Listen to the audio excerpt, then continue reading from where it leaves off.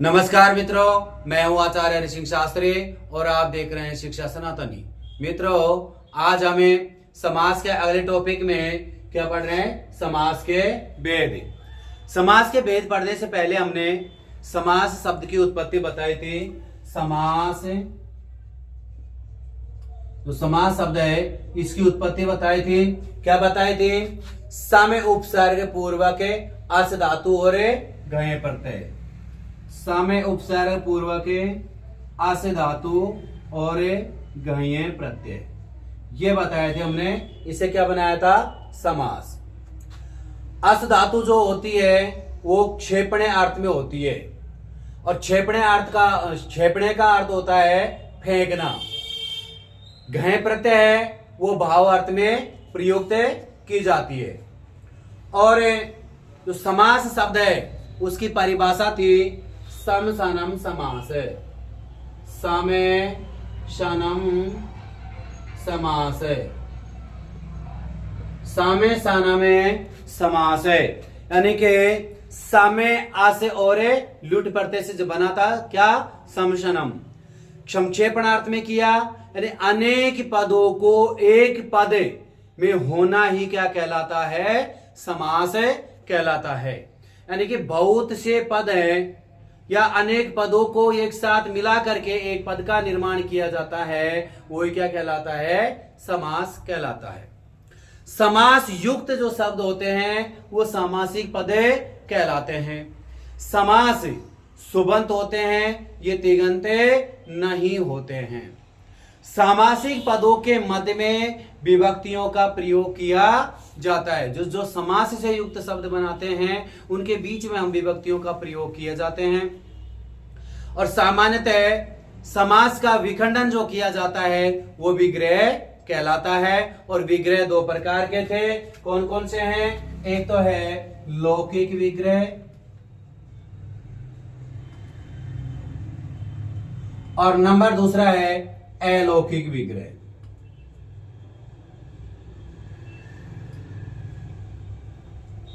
लौकिक विग्रह और अलौकिक विग्रह, यानी कि लोक में जो प्रचलित है उसको क्या कहते हैं? लौकिक विग्रह। और जो लोक में प्रचलित नहीं हो उसे क्या कहते हैं? अलौकिक विग्रह कहा जाता है। अब यहां पर है समास के भेद है। और समास के भेद है, सामान्य रूप से समास के 5 भेद माने गए हैं। कितने भेद माने गए हैं? सामान्य रूप से समास के 5 भेद माने गए हैं।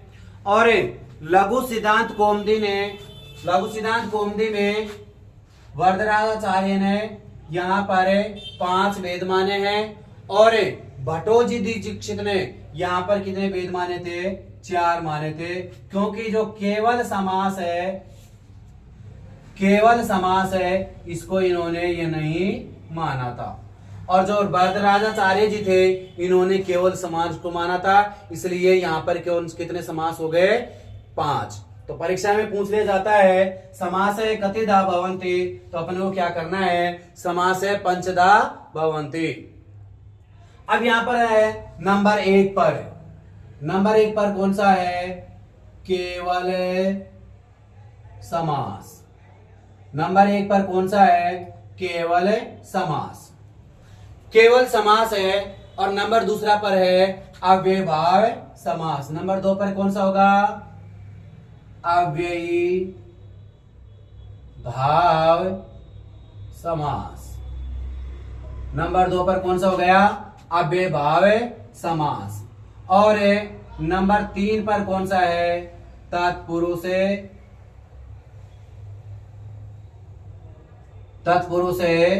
समास। नंबर 3 पर कौन सा होगा? तत्पुरुष समास। नंबर 4 पर है बहुब्रीहि समास।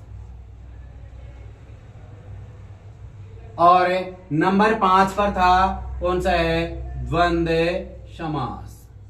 नंबर 5 पर कौन था? द्वंद्व समास।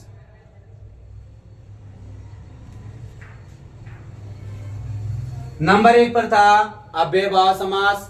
नंबर 2 पर है अव्यय, नंबर 1 पर था केवल समास, नंबर 2 पर है अव्ययभाव समास, नंबर 3 पर है तत्पुरुष समास, और नंबर 4 पर है बहुब्रीहि समास, और नंबर 5 पर है कौन सा? द्वंद्व समास। सबसे पहले पढ़ते हैं यहां पर है केवल समास, और इसकी परिभाषा है विशेष संज्ञा विनिर्मुक्त, विशेष संज्ञा विनिर्मुक्त केवल समास है। विशेष संज्ञा विनिर्मुक्त है केवल समास है। कौन सा समास होगा? केवल समास है।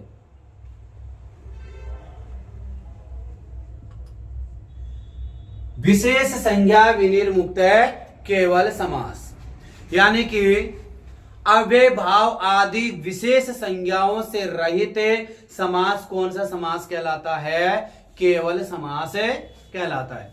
अभिप्राय यह है कि जैसे पूर्व पद और पूर्व पद प्रधान आदि के द्वारा विशिष्टता अर्थक पदों के साथ अव्यय भाव आदि नाम से विशिष्ट समास कहलाता है कौन सा? अव्यय केवल समास। और इस प्रकार किसी समास में या किसी समास से रहित समस्त पद होकर के जो विशिष्ट अर्थ का बोध कराने वाला समास क्या कहलाता है? केवल समास कहलाता है। जो किसी नाम के बिना सुबंत का सुबंत के साथ और तिगंत का तिगंत के साथ समास का निर्माण करता है, और इसका उदाहरण कौन सा था?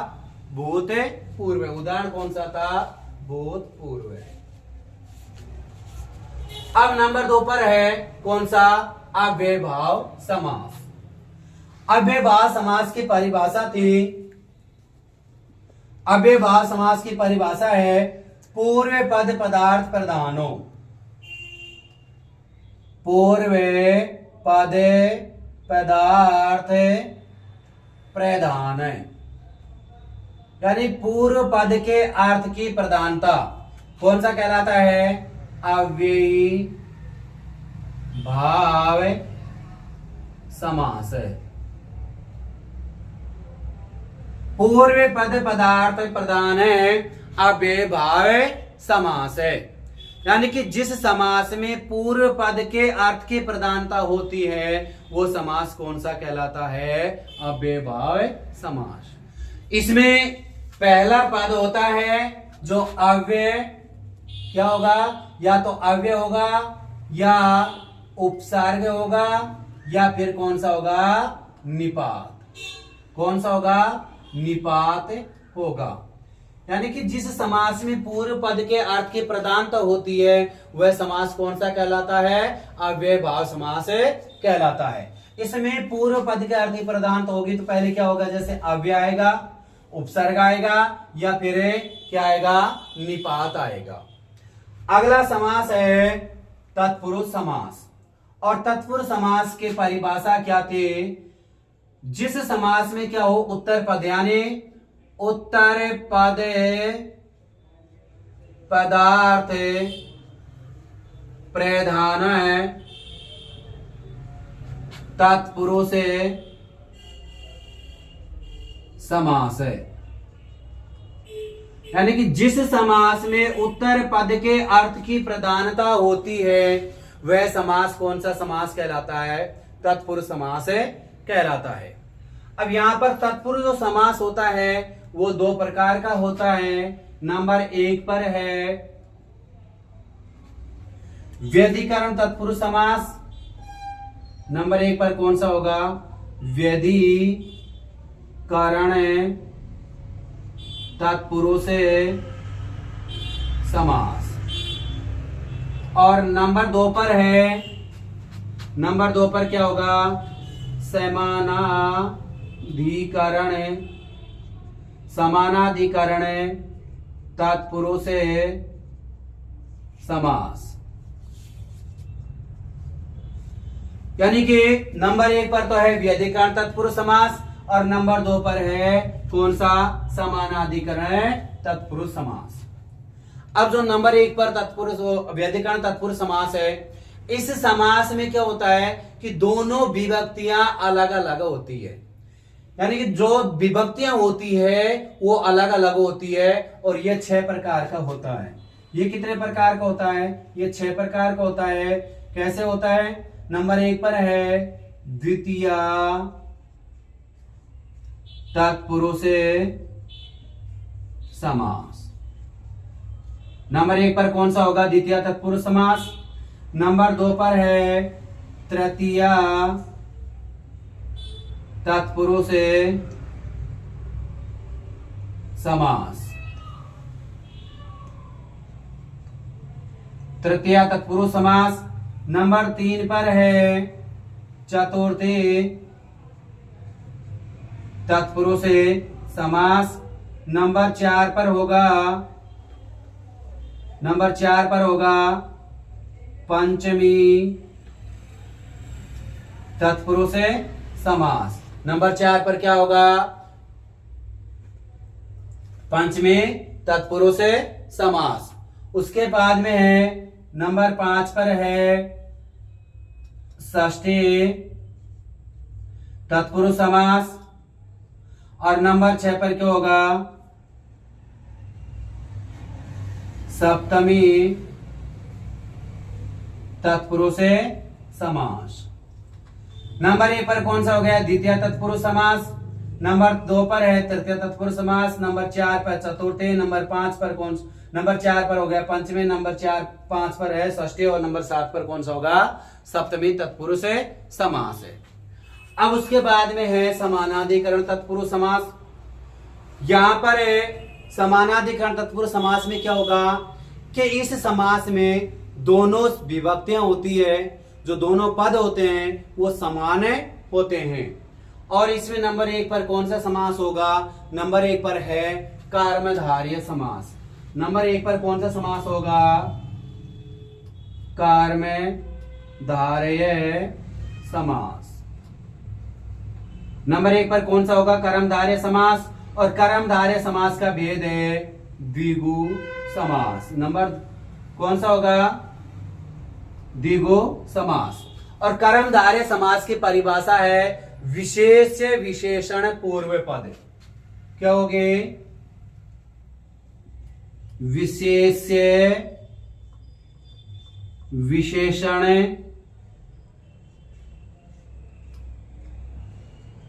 पूर्व पद कि जिसमें प्रधानता होती है वो कौन सा समास कहलाता है? कर्मधारय समास कहलाता है। और कर्मधारय समास का भेद कौन सा है? द्विगु कहलाता है। और द्विगु कौन सा समास कहलाता था? संख्या पूर्व द्विगु। संख्या पूर्व द्विगु, यानी कि जिस समास में पहले संख्यावाचक शब्द हो और उसके बाद में उत्तर पद में क्या हो? संज्ञा शब्द हो, वह द्विगु समास कहलाता है। देखिए फिर से, केवल समास है। समास कितने प्रकार के होते हैं? समास 5 प्रकार के होते हैं। नंबर 1 पर है केवल समास। नंबर 2 पर अव्ययभाव समास। नंबर 3 पर है तत्पुरुष समास। नंबर 4 पर है बहुब्रीहि समास। और नंबर 5 पर कौन सा है? द्वंद्व समास। पहला समास था जिसकी परिभाषा है विशेष संज्ञा विनिर्मुक्त है, केवल समास है। यानी कि विशेष संज्ञा से जो विनिर्मुक्त होता है वो कौन सा समास कहलाता है? केवल समास है कहलाता है। इसका उदाहरण क्या था? भूतपूर्व। नंबर 2 पर है अव्ययभाव समास। और अव्ययभाव समास की परिभाषा है पूर्व पद पदार्थ प्रधान है, अव्ययभाव समास है। यानी कि जिस समास में पहले पद के अर्थ की प्रधानता प्रकट की जाती हो वो कौन सा समास कहलाता है? अव्ययभाव समास। इसमें सबसे पहले अव्यय, उपसर्ग और निपात दिखाई देता है। नंबर 3 पर है तत्पुरुष समास। और तत्पुरुष समास की परिभाषा है जिस समास में उत्तर पद यानी उत्तर पद पदार्थ प्रधान है, तत्पुरुष समास है। जिस समास में उत्तर पद के अर्थ की प्रधानता होती है वो कौन सा समास कहलाता है? तत्पुरुष समास कहलाता है। ये समास होते हैं, ये 2 प्रकार के होते हैं। नंबर 1 पर है व्यधिकरण तत्पुरुष समास। और नंबर 2 पर कौन सा होगा? समानाधिकरण तत्पुरुष समास। जो व्यधिकरण तत्पुरुष समास होते हैं इनमें जो विभक्तियां लगाई जाती है वो अलग अलग विभक्तियों का प्रयोग किया जाता है और ये 6 प्रकार के होते हैं। नंबर 1 पर है द्वितीया तत्पुरुष समास, द्वितीया तत्पुरुष समास। नंबर 2 पर है तृतीया तत्पुरुष समास। नंबर 3 पर है चतुर्थी तत्पुरुष समास। नंबर 4 पे है पंचमी तत्पुरुष समास। नंबर 5 पर है षष्ठी तत्पुरुष समास और नंबर 6 पे है सप्तमी तत्पुरुष समास। अगला है समानाधिकरण तत्पुरुष समास, जिसका भेद क्या कहलाता है? कर्मधारय कहलाता है।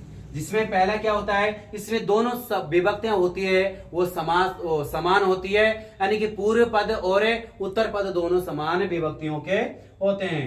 नंबर 1 पर था यहाँ पर है कर्मधारय समास, विशेष संज्ञा विशेष विशेषण होता है, जिसमें पूर्व पद के अर्थ की होती है वो क्या कहलाता है? कर्मधारय समास कहलाता है। और इसका भेद क्या कहलाता है? द्विगु समास कहलाता है। इसकी परिभाषा है संख्या पूर्वो द्विगु, यानी कि जिस समास में पहले संख्यावाची शब्द हो, पूर्व पद में संख्यावाची शब्द हो और उत्तर पद में क्या हो? संज्ञा शब्द हो, वह द्विगु समास कहलाता है।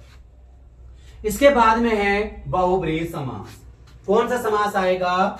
बहुब्रीहि समास। बहुब्रीहि समास। बहुब्रीहि समास की परिभाषा है, यानी कि अन्य पदार्थ प्रधानों, क्या है? अन्य पदार्थ प्रधान है, अन्य पदार्थ प्रधान है। कौन सा समास कहलाएगा? बहुब्रीहि। बहुब्रीहि समास है। जिस समास में अन्य पद के अर्थ की प्रधानता होती है वह बहुब्रीहि समास कहलाता है। यानी कि जिस समास में पहला पद और उत्तर पद नहीं होता हो, उसमें कोई तीसरा ही पद प्रधान होता हो, वो कौन सा समास कहलाता है? बहुब्रीहि समास। अब लास्ट में था द्वंद्व समास। लास्ट में कौन सा है? द्वंद्व समास। नंबर 5 पर है कौन सा? द्वंद्व समास। नंबर 4 पर था बहुब्रीहि समास। द्वंद्व समास में है, इसमें क्या होगा? उभय पदार्थ प्रधानों, क्या होगा? उभय पदार्थ प्रधानों क्या कहलाता है? द्वंद्व समास है। कि जिस समास में जहां पर दोनों पदों का अर्थ प्रदान होता हो, जिस समास में दोनों पद के अर्थ की प्रधानता होती है वह क्या कहलाता है? द्वंद्व समास कहलाता है। यानी कि अब बहुब्रीहि समास होता है, उसमें अन्य पद के अर्थ की प्रधानता होती है, यानी कि तीसरे पद के अर्थ की प्रधानता होती है। और द्वंद्व समास होता है, उसमें उभय पदार्थ यानी दोनों पद ही क्या कहलाते हैं? समान कहलाते हैं। दोनों पद के अर्थ की प्रधानता होती है, वह कौन सा समास कहलाता है? द्वंद्व समास कहलाता है। इसलिए आज हमने समास के भेद पढ़े हैं। समास के 5 भेद पढ़े हैं, जिसमें पहला था केवल समास, नंबर 2 पर है अव्ययभाव समास, नंबर 3 पर है तत्पुरुष समास, नंबर 4 पर है बहुब्रीहि समास और नंबर 5 पर है द्वंद्व समास। अब मिलते हैं अगली वीडियो में, तब तक के लिए धन्यवाद।